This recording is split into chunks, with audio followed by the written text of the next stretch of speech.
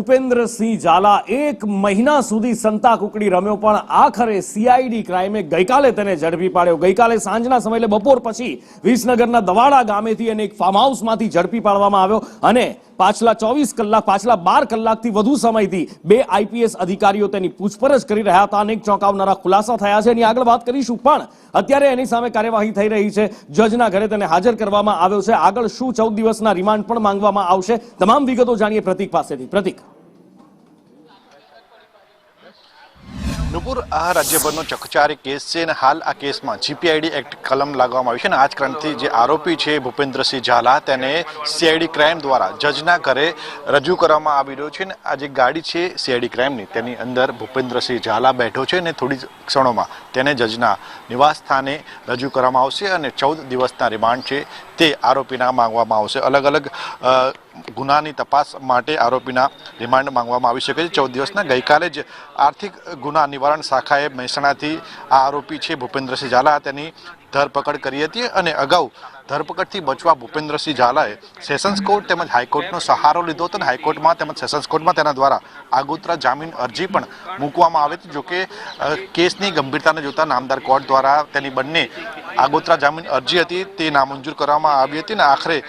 કોર્ટે કોઈ પણ પ્રકારની રાહત ન આપતા 1 મહિનો અને 4 દિવસ બાદ આ આરોપી છે તેની નાટ્યાત્મક રીતે ધરપકડ થઈ છે અને હાલ આ ભૂપેન્દ્રસિંહ ઝાલા ઉપર સીઆઈડી ક્રાઇમમાં અલગ અલગ ગુના નોંધાયેલા છે, જેની અંદર એક જીપીઆઈડી એક્ટ એટલે કે Gujarat protection of interest of depositor એટલે કે જીપીઆઈડી એક્ટ 2003 નો ગુનો નોંધવામાં આવ્યો છે, જેને લઈને આ સમગ્ર કેસ છે તે ખૂબ જ ચકચારી બન્યો છે અને થોડી જ મિનિટોની અંદર આરોપી છે તેને જજના ઘરે રજૂ કરવામાં આવશે। આ આરોપી છે તેના દ્વારા લગભગ 6000 કરોડ જેટલું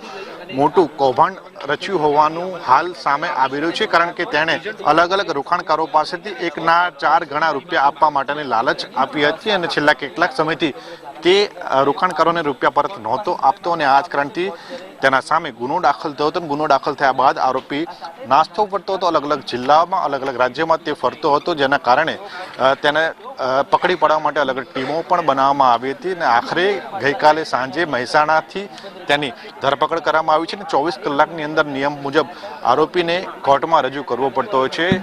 અને આ જ કારણથી સીઆઈડી ક્રાઇમ દ્વારા આરોપીને કોર્ટમાં રજૂ કરવામાં આવી રહ્યો છે કે જ્યાં આગળ તેના 14 દિવસના રિમાન્ડ માંગવામાં આવી શકે છે।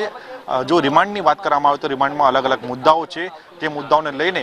સરકારી વકીલ 14 દિવસની માંગ કરી શકે છે, જેની અંદર કુલ કેટલા રોકાણકારો દ્વારા રોકાણ કરવામાં આવ્યું છે, કેટલી રકમનું રોકાણ કરવામાં આવ્યું છે અને જે રકમનું રોકાણકારોએ કર્યું તો તે રકમ આરોપી દ્વારા ક્યાં ક્યાં રોકવામાં આવી છે અને આરોપી કેવી રીતે લોકોને 1ના 4 ગણા રૂપિયા કરી આપતો હતો તે તમામ બાબતો, આ સાથે જ કેટલા સરકારી અધિકારીઓ, કેટલા